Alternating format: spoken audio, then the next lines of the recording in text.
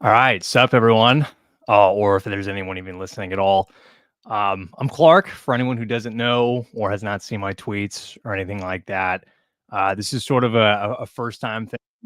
Really haven't done this at any point before, but I just kind of wanted to come on here, kind of talk about what yesterday was, not only for the team but sort of for the franchise and what the implications of it can have moving forward. We'll get into the offensive struggles. We'll get into the issues, obviously, that they faced in both game 4 and game 5.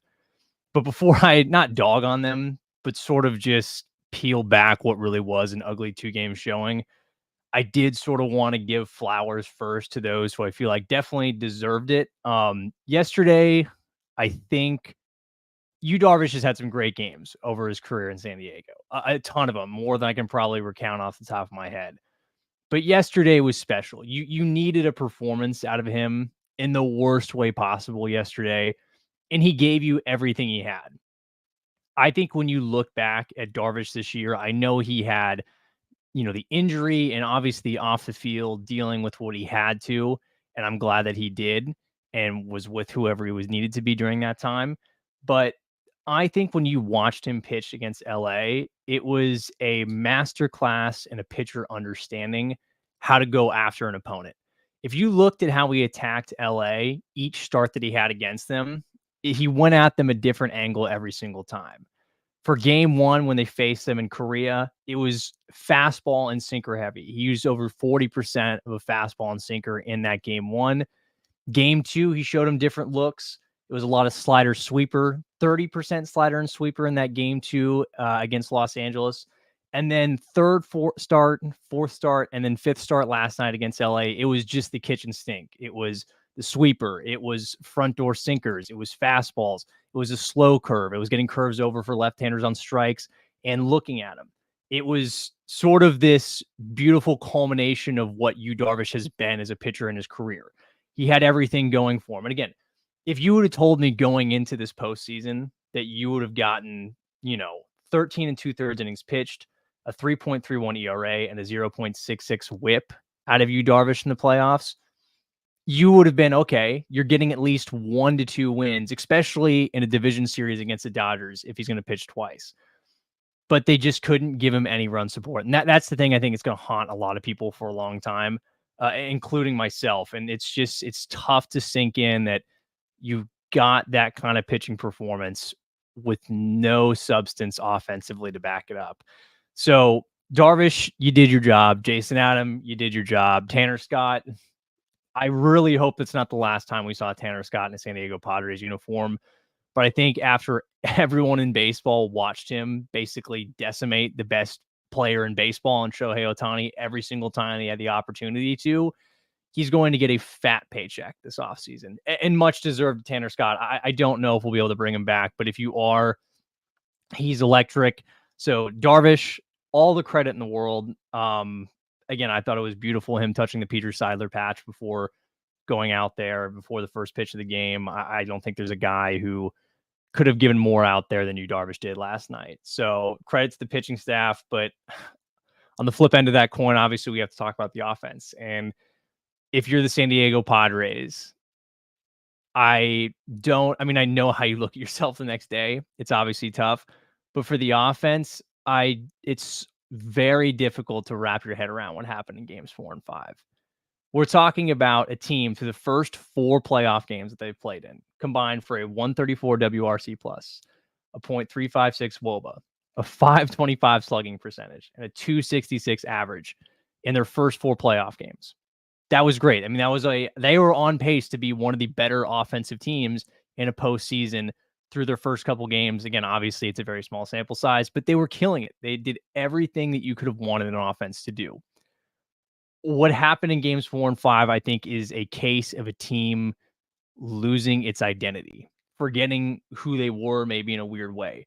Because games 4 and 5, after that onslaught they had in the first 4 games they played, you had a team go 9 for 62. That's a 145 average. They had 15 strikeouts, just 3 walks, 0 for 10 with runners in scoring position. Not only that, just go to some more advanced data. Only a 4.6% walk percentage a 171 WOBA, a 10 WRC plus, and a 31 isolated plus. That's crazy. It's almost unrecognizable to anything that we saw from this team all year, and specifically in the second half. They just folding isn't the right word, but they didn't show up in any meaningful way. They had opportunities, I think, throughout these two games. In game four, certainly when it was a 5-0 game and you had runners on first and second and nobody out and you can't get anyone home, that's inexcusable. And then your opportunities last night, I know Machado has those flyouts to the warning track, but you piece a couple things together. You get a rise on, you get a Higashioka on with base hits, and then Fernando hits a 102-mile-an-hour ground ball right to third base. It turns a double play. But outside of that, it just looks like a group of guys who are just pressing, forgetting what got them to this point in this season, which was, being difficult to get out, collecting base hits together, as difficult as that is, wearing pitchers out, and just finding a way to get it done and letting the guys who are your hitters like Tatis, who are Machado, who are Merrill, collect those big, 3-run home runs, 2-run home runs. Those are the guys you have come up there and pick your spot. But they didn't do that last night. You didn't have anyone in front of them. And even when they did, they didn't come through in the moments that it mattered. And I think that's going to be, it's such an unfortunate way for the season to end because, like I said last night, this was a team that 2024 for the Padres is remarkable for many points. I mean, great individual performance. You had a 5+ WAR season from a rookie in Jackson Merrill in center field who's never played the position. Tatis, when he was healthy, had an outstanding season. You had key contributions from guys behind the plate like Kyle Higashioka. You saw a guy like Luis Rise come in a trade, pick it up. Michael King was phenomenal this season. I mean, outside of his first month, you can make an argument he was the best pitcher in the National League outside of Chris Sale. Obviously, you have some great deadline acquisitions in Adam. You have one in Scott. Suarez was great, and no one can forget what Jurickson and Profar did this season. But for everything great that they did this year, it feels like, in a sad way, the biggest thing that will be remembered is that, that 24 innings where they just went completely dormant, not on the pitching but offensively for everything they've done so well, being a top 5 team in WRC plus, being a top 5 team in walk rate, being a top 5 team offensively across the board when it mattered most, and you had it in front of your home crowd, and you had an opportunity to win Game 5 in LA. They couldn't do it, and it just becomes the ultimate what-if team. Not the ultimate what-if team, maybe it's an exaggeration, but it feels like an all-time what-if team. Because if they had done what they had done in the first 4 games of the postseason, or if they just figured out how to win one of those 2 last games, I mean, they're still playing, obviously, but it just feels like there's so much more meat left on this bone than what the team actually got out of this year. And that's an incredibly difficult pill to swallow.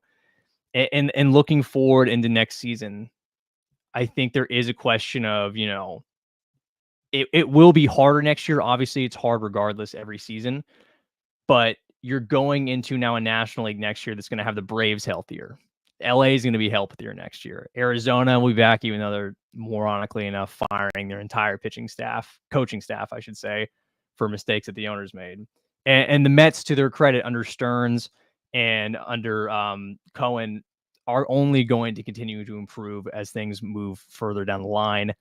But it's such an unfortunate end to the season because, again, it felt like there was so much more left on that bone. There was ample opportunity to do more. They were playing great for so much of this season, and for it to come to this unceremonious and crashing and nearly embarrassing way, it just hurts. And that's what I think a lot of people, unfortunately, will remember about this Padres team, is not all the great moments that occurred throughout the year, but the finality of it, which was a loss on the biggest stage in 24 consecutive innings of being unable to find a run.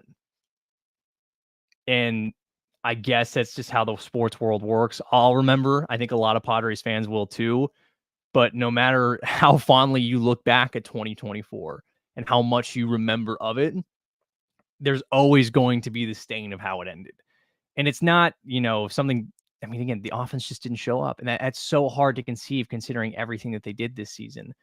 but when it mattered most, they weren't there, and that's tough. But I don't know, and it really does too. And what felt like was going to be the team, I truly did think this was going to be the Padres team that was going to win it all. I think across the board, because it's not only difficult to have your superstars playing great at the right time, like they did, but again, you had a rookie and Jackson Merrill come up, who I think should win Rookie of the Year, come up, be a 5 F4 player, a top 20 offensive player in baseball, and he played great. And then you have guys like Higashioka step up. He was key all season. You get key, play from Jurickson Profar, who, again, he had been great with the Padres in years back, putting up 2 F4 seasons, I think in 2020 and 2022.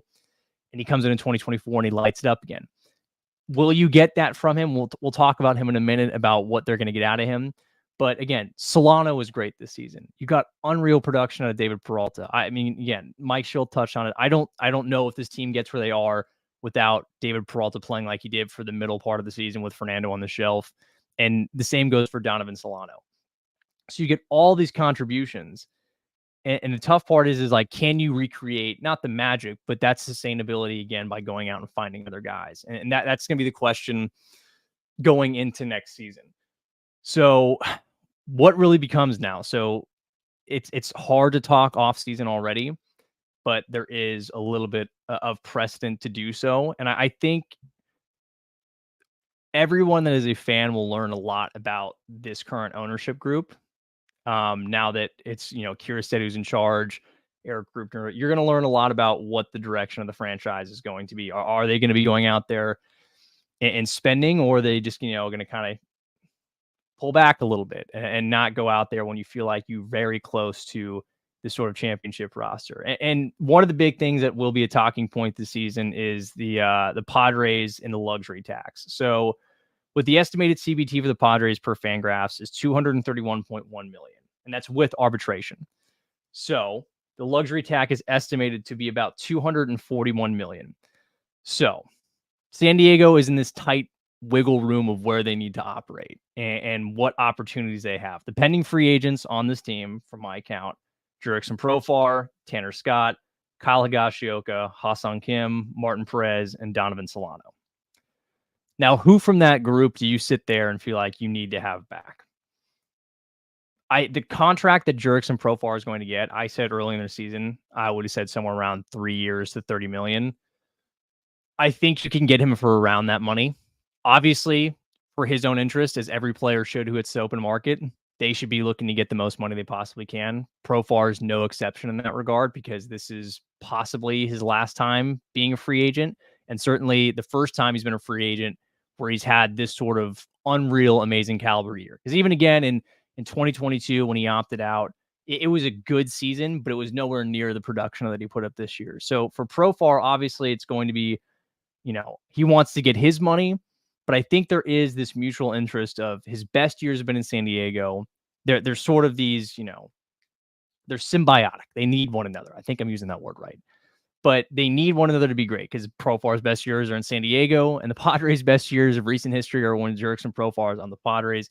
I think is invaluable to the clubhouse. And if he can continue to build off what he did in this season, which, by the way, is not some sort of fluke thing. All the numbers are there. He wasn't hitting the ball softly and getting lucky, but there was palpable data that shows you this isn't some sort of flash in the pan. It was all legit numbers. So I think for Profar, you offer somewhere in that 3-year, $30 million window. I think you might be able to get him a little bit less. I normally don't believe in this idea of a hometown discount. But again, in a relationship that has worked so well with them being together, it feels like one of those things that could happen. The other guy who I feel like intricately they are going to need back, and I feel like they can get back for a reasonable price, is going to be Kyle Higashioka. He's a guy who I think this year really understood the pitching staff super well. Again, the defensive metrics aren't off the charts. They're not crazy. But he did a better job for the team overall, cutting down. And again, Higashioka, for his credit, I think he had a barrel rate of about 10.6%, and he had 20 plus homers this year collectively. So yeah, you want to bring a guy like Kyle Higashioka back. And again, San Diego ties with him. He's from the area.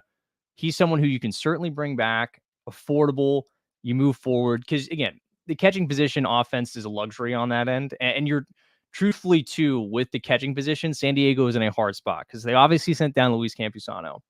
And I still have faith in Campy. I still think it's very difficult for a team to sit there and be like, oh, we're going to give up on our possible only catching option for the next 2 years, who's only 20. I can't remember his age exactly, but who a year ago was a 128 plus WRC plus player. And he's really your only solvable long-term solution until Ethan Salas gets here. So you need Higashioka because he gives you a stability option right there. And then you bring, I think, Campy up again next season, barring a trade. And those are the two guys you roll forward with next season. You trot it out the same way. And again, for going back to the reason I think Higashioka is one of the guys they'll certainly bring back is because it's affordable. And I think it's one of those guys that catching wise, he understands the rotation, good offensive numbers. So Higashioka and then Profar, again, integral to the clubhouse. If you can build on what he did last season or this past season, which I guess is I'm now saying in past tense, even though it ended a day ago, then you're happy with that. I think the reality is for some of these other guys, Solano you can get back. I don't really know what a market for Donovan Solano looks like. He's been a really underrated player throughout his career in Minnesota and San Francisco and Cincinnati. And now with us, I think he's a guy you certainly want to bring back because he can be that valuable bench option. But outside of that, Peralta, yeah, I would like to bring David Peralta back. But the question is, I guess you have to ask yourself is, what do you think he's going to give you next year? Do you think he's going to match this production? Do you think as he gets older, things are going to kind of continue to trend down? The bat speed was still great all season. I think Peralta is someone you could definitely bring back. So Solano and Peralta, I like the idea of, but the guys whom I think it's going to be very difficult to keep or bring back, Ha-Seong Kim, I legitimately, as much as I loved having Kim here, and I think he had unreal success with the Padres, and it was great to see him trot out there. Unreal defensive shortstop. Will give you some with the bat. I don't see a way in which Ha-Seong Kim comes back to San Diego. I think his market is going to be very large. I think it's going to be bigger than I think most people actually expect in this point in time. I said before this season, and maybe I'll be wrong with this. Who cares? Maybe people can clown on me for this. But I think he's going to get a contract similar to a range of a Dansby Swanson. I think the shortstop position at this point is as a highest of value it's been in a very long time. Teams are going to look at the defense and say, sign us up for that. And they're going to look at a guy and say, hey, if you can give us 15 to 20 home runs, we'll pay you the money that you want. So Kim to me is not a guy who's returning, as much as that hurts to say, because I know he's a fan favorite. And I think he had some big years for us here in terms of just overall impact. Anytime you're above a 3F4 player, I mean, I know the offensive numbers aren't always pretty, but he is a productive and good baseball player. And teams are going to not prioritize necessarily, but they're definitely going to seek after him and put him in a way that we can't necessarily afford, I think, going in the next season. The other guy on the list of people whom I don't think we are going to be able to get back is Tanner Scott. I touched on him at the very beginning of things. Scott, I mean, Scott's probably the best left-handed pitcher in baseball. I mean, in terms of coming out of the bullpen, he's ridiculous. And I think you saw him. No one owns Shohei Ohtani, and I hesitate to say own because it's only about a 14 to 15 at-bat sample size. But he struck him out nearly 50% of the time when he faces Shohei Ohtani. And I think a lot of teams are going to look at that and the body of work that it's been the last 2 seasons, not only just with San Diego where he was excellent, but in Miami, and say that's the guy that we want to give money, big money to be our closer. And again, the closer market has inflated over the last couple of years. Obviously, Edwin Diaz started that sort of with getting his big contract. And, Robert Suarez got a decent deal. Josh Hader got a big deal last offseason. So I think Suarez is a guy that definitely cashes in. Sorry, not Suarez, but Scott's a guy that definitely cashes in. I don't think he'll necessarily be attainable, again, unless ownership decides to change its mind and sort of spend big on him and go over that luxury tax. But I don't think that's going to be the guy that they go ahead and do it for. So again, going back over the group that they got, I think Profar is the one's coming back. I think Higashioka is coming back. From there on out, though, you sort of have to make your decisions. I think they can get Martin Perez back. Solano and Peralta, I like the idea of, again, those could be cheaper contracts. But again, maybe the market's different and people offer them more for what they did this season. So it'll be interesting. But overall, Scott and Kim, as much as it hurts, I don't think that they're going to be back this season. Next season, I should say. So, but moving forward to that, There's a couple names, obviously, I think, as we get closer to the offseason that are going to be worth taking a look at because there's going to be different, roles that the Padres obviously need to fill. I think one name certainly to keep an eye out for. I know a lot of people are talking about San Diego's going to need to address the starting pitching market, and that's certainly what they're going to need to do because Musgrove shelved until 2026. You have really to fill in that void. You're going to need some sort of free agent, or you're rolling with Waldron and Vasquez. I personally I don't mind Waldron or Vasquez, but the reality is that you need something better if you want to compete for a championship. So let me just start off by saying this: San Diego is not, at least in my eyes, in a spot where they're going to go out there and pay for a frontline ace that a lot of people want. I don't think that Kierstead and Grupner and the people who are, in charge of the money are going to sit there and say, hey, let's go ahead and let's dish out big. So for me, you're going to have to go out there and look at a guy who's maybe not disproven, I should say, but, undervalued. And I think the perfect guy to find in that sense is going to go ahead and be a Nick Pivetta. I think that's a name that a lot of Padres fans, if you want to look at a guy and try to find this offseason who can be a little bit more cost effective, but with really good stuff, it would be Nick Pivetta. He's going to be 31. He's 31 right now. But Nick Pivetta, everything I like about him is really backboned on his fastball shape. 19.9 average of induced vertical break. That's third best in Major League Baseball on his fastball. That's a guy I really like just off that alone because I think, again, you plug him with Niebla, but there's even more to that. 28.9% K percentage. That's 88th percentile in Major League Baseball. The sweeper saw an improvement this year. It had a 35% whiff percentage this season. So, again, I think Pivetta is someone you could plug in there. You sort of not buy low, but you look at him and say, hey, we can pay him. He's been good. And you can project him even higher because you get him an opportunity to work with Ruben Niebla. So I think he's someone who you certainly look at as someone who could be a number 2 or number 3 for you next year. Because, again, you're going to need guys. You're going to have no Musgrove. King will be there, unless obviously I think he might have an opt-out. I'd have to check on that. But Cease will be back. And then it becomes a question mark with 2 guys in the rotation. So Pivetta is someone who I think can stick in there and be, a number 4 or a number 3 on paper. Again, when you have 19.9 inches of induced vertical break in your fastball, that's going to catch my attention. A 28.9% K percentage, that's going to catch my attention. And a 35% whiff percentage on a sweeper, which is improving. And all the underlying numbers, his WOBA to xWOBA, he's a guy who looks like he could get some positive regression going into this season. So I think, Pivetta is a guy I would certainly look for San Diego to target. And again, he fits the model that I think San Diego's need to operate on, which is, again, they can't go out and afford to pay a frontline ace in my mind, especially if this is a team that wants to stay below the luxury tax. They can't afford a 25 to 30 million AAV deal. So second arm I'm looking at, and this is more of a project, I guess I would say, but it would be a good project. And it's a little bit scary for some because they probably haven't heard his name in a while. Maybe not scary is the right way to say it, but they would be pessimistic on the idea. But Mike Soroka. I think Mike Soroka from the White Sox, he'll be a free agent this year. Soroka obviously has dealt with injuries the last couple of years. White Sox, if you look at the numbers overall, wasn't necessarily pretty this past season, but towards the end, his last 4 outings, it got, in my opinion, a lot better, and there's still stuff to like. His last 4 outings, 110 stuff plus, 0.44 FIP, and a 50% K percentage. Now, I know that was more in a relief role, but again, he was still coming back from injuries. There were still things to work on. But if you give him a full offseason and you give him time with Ruben Niebla and you get him in that good old Point Loma Nazarene pitching lab, I think Michael Soroka is an arm who's definitely intriguing looking at this. Again, I don't know how the longevity of his career. Obviously, there's been question marks with injuries. Could those injuries pop up again? Maybe. But I'm, again, someone who abides by the idea you bet on stuff and you play it out from there. Especially you bet on stuff when you have a pitching department like the Padres have right now with Ruben Niebla, who have shown you time and time again they can get the best out of arms and they bring them in.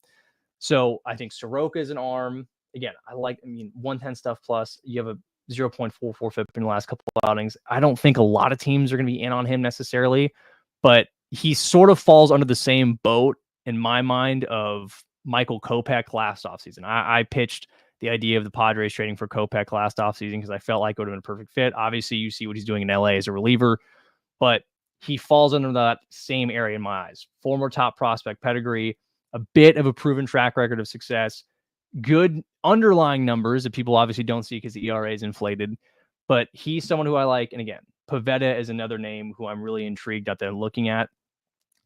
And then I think for a name maybe to look at, not necessarily for free agent acquisition, but a possible trade target. And this is all speculation. I have just firing things off from what I've seen and what I've thought here in the last couple months. But another name that I do like is a possibility this time of a trade. It's a bat. It would be Ryan Mountcastle from Baltimore. I think San Diego is in a position where they need to go out there and find someone who can be a DH and a platoon option at first base. I like Jake Cronenworth a lot. I think he brings a ton defensively. But you saw this season against left-handers, it was bleak. He couldn't hit left-handers this year. And if you can't hit left-handers, you got to find somebody you can really platoon him with. I think Mountcastle fits in as a perfect option. Baltimore has been, I guess, weighing a little bit the possibility of trading him this offseason. That's sort of rumored around a little bit from what I've seen. And he's the quintessential, for on his end, he can't hit right-handers necessarily that well, but left-handers he kills. In his last 2 seasons, a 161 WRC plus against left-handers. And a lot of that is playing in Baltimore where, you know, the left field fence is now a joke in Camden Yards because they've moved it back to be like 400 feet. So I think if you plug and play him at Petco, he's a guy who has an opportunity to do a lot for San Diego this offseason. So here's a question. So how do you feel about converting someone into a starter? Yeah, that's another thing we were going to get to. So yes, I think along with possibilities of going and getting free agents or acquiring via trade, San Diego will certainly look to make 1 or 2 guys, possibly from a bullpen, into a starter. I think your 3 likely candidates from making that transition, Brian Hoeing, I think that might have been part of the idea of why they, obviously wanted him in that Tanner Scott deal, but he was someone they relied on with his long relief appearances this season. Fastball shape's decent. The splitter, I think they really kind of unlocked that with him. He would need, the slider, I can't remember exact pitch mix off the top of my head, what he looked like this year in terms of that. But yes, I think Brian Hoeing is someone who definitely is one of those candidates to go ahead and make the jump from reliever to starter this year. I'm always a fan of that. Yeah, so slider, 22% on that, split finger through 20%.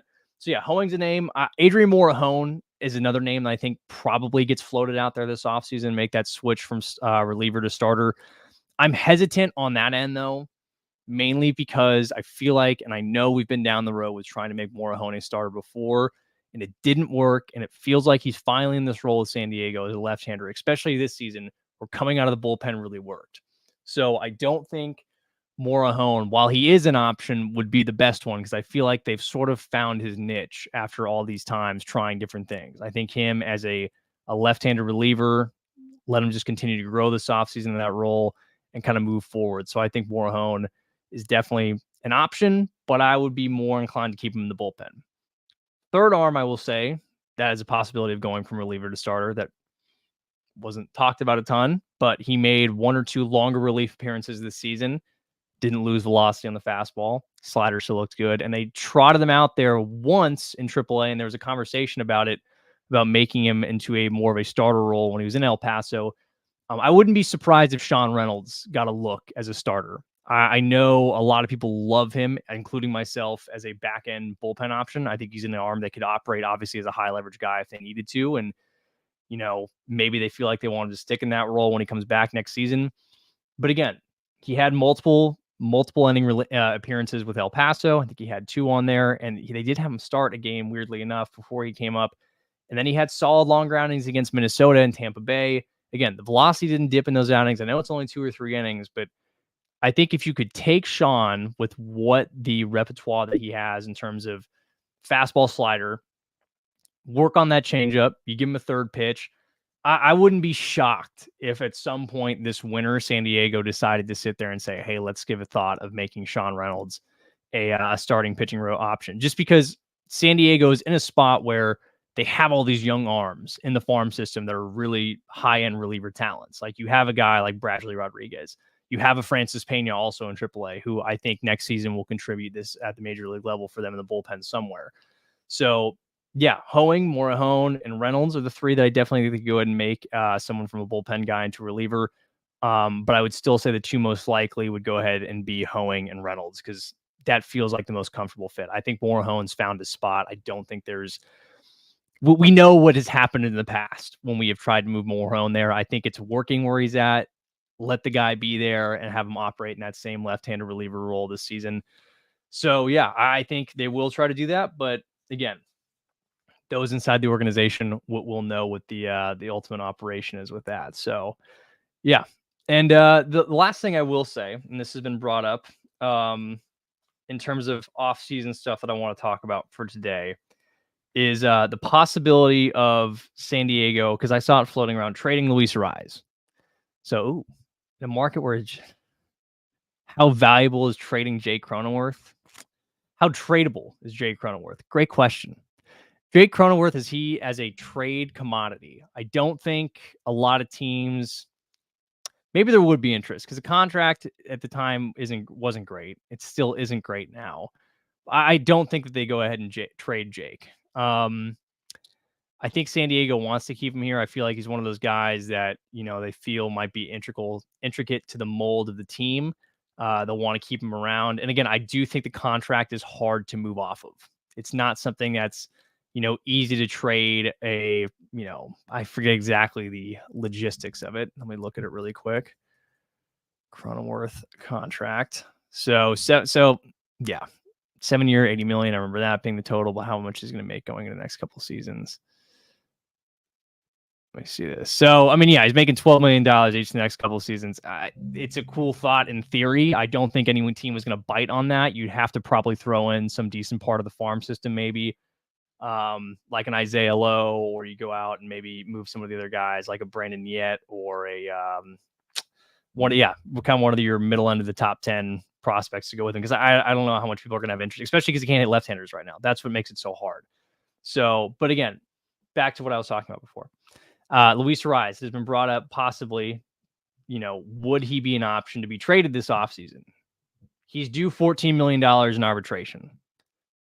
Now, if you could clear that off your books, that would be cool. I don't think San Diego is going to trade him, though, and I'll tell you why. I don't know if anyone is going to be willing to take on $14 million as another team. And B, I think it kind of goes back to what I've been saying about San Diego has sort of built an identity now as an offense. I feel like a little bit more as an organization. And trading Ariz would sort of be tearing away a piece of the fabric of what they built as an offense and it's sort of built as an identity. So I don't think they trade Luis Ariz. Again, I know there's a conversation about, he only hit singles, and Petco Park does kill singles, by the way. That is a valid argument. It's a hard place to hit singles and a hard place to be just a batting average type player. But the offense for San Diego was exponentially better when Luis Ariz was on the team. He just happened to go cold at the worst time, like most of the Padres team did for the last couple of games. So again, I don't see any team wanting to take on that $14 million of Luis Ariz in the first place. I think you could get that sense even during the time when San Diego traded for him, because a lot of teams around the league viewed him, from what I understood, as more of a, it's a commodity you can have if, you're a team that's that good and you just want to make that deal. But for San Diego, I think he is integral of what they want to do. He is a big part of this lineup because he sets the table. Yes, Fernando is a great leadoff hitter, and some of his best career numbers are in that leadoff spot. But I think Ariz is a staple of this team, at least for next season. After that, I don't really know, but I don't think he's someone that they move off of this year. I feel like they stick around, they kind of keep with it. But yeah. I mean, that's really all I had. I mean, this was going to be, anytime I do one of these, I don't really want to keep more than, 35, 45 minutes. Again, just to kind of go over everything. For the Padres, end of 2024, it's about as sour as a way as you can go out of possible. It feels like there's still so much that this team had left to give, and for it to end on a 24-inning dormant streak of just not being able to find anything at the plate is tough. Watching them seemingly lose the identity that had gotten there over 24 innings was tough. But that's just the way it is. And as much as I want to say, hey, there's always next year, the reality is no one really knows if there's next year for a team. I don't know if they're going to be able to recreate the magic that they had this season in the second half, especially. But a tough way for the season to end. I still have a lot of faith in the group, even though I just said that, so maybe it's a contradictory statement. But here's a question though: what are the chances Padres sign to Michaels? Well, you missed it, unfortunately. I said Soroka. I like the Soroka type, so I think there's a good chance that Michael Soroka is a guy that comes over to San Diego. I think he's a buy low candidate. I'm always a fan of the guys again who are stuff and prospect pedigree over just baseline numbers. So I think a Soroka type is definitely good. So again, just to recap, some of the names to watch: Michael Soroka, Nick Pivetta, I really like. Again, Pivetta is the induced vertical break king, 19.9 average on that. You got to go after it. 88th percentile on K percentage. Sweeper took a step forward. Get him with Ruben Nieva, plug it and make it work. Soroka's another guy. And then I think, again, for a trade, you need another platoon bat at first base. I think you try to maybe go out and get a Ryan Mountcastle. He could play well in Petco, 161 WRC plus against left-handed pitching. Go ahead and make it happen. And for the guys for San Diego going into free agency, Profar and Higashioka feel like the most likely to come back because they're integral. Again, I think this is the guys they're going to prioritize, the ones that they feel like are a part of the identity this team built last season are going to want going forward. I think Profar and Higashioka are certainly that. Kim and Tanner Scott. Kim, I'm almost willing to say 100%. He's not going to come back. But Scott, there's still maybe a 5 to 10% chance in my mind. But again, I feel like he's going to get top dollar closer type money that San Diego just won't be able to match. But yeah, it's about all I had, folks. A tough way. I mean, I sat in my car after the game. It happened last night because I was working. I was on assignment for the UT and just sort of just sat there and was disappointed. I think like everyone else was. It's a long 5 months until San Diego steps back on the field for the regular season, and it's a long time until spring training rolls around. But there are a lot of positives to take away from this season. A ton. You have a star in the making in Jackson Merrill. Manny Machado will be healthy next season at fully 100%. Fernando Tatis, you'll get him at 100%. You still have Cease. You still have Darvish. I'm confident Preller will make moves that are impactful for this team going forward next year. The pieces to be a great team are all still in place. What they do moving forward will be the question. Again, what just really hurts is that I've watched Padres baseball for most of my life, and this felt like the team. It felt like the team, and it just didn't come together, and that's the hard part to take in, and we'll have to sulk on that for a while. But the beauty of it all is that once spring rolls around, you get to do it all over again, and you hope the chips fall in your direction this time. So I'll hopefully do another one of these again. This was fun. This is sort of me, the opportunities to rant, talk baseball. So yeah, hope you guys enjoyed this little 37-minute yap session. It's been fun talking to you guys. Appreciate all the questions on the side. If anyone has any more questions moving forward, I'm happy to answer those. So appreciate y'all. And hopefully we'll talk again soon.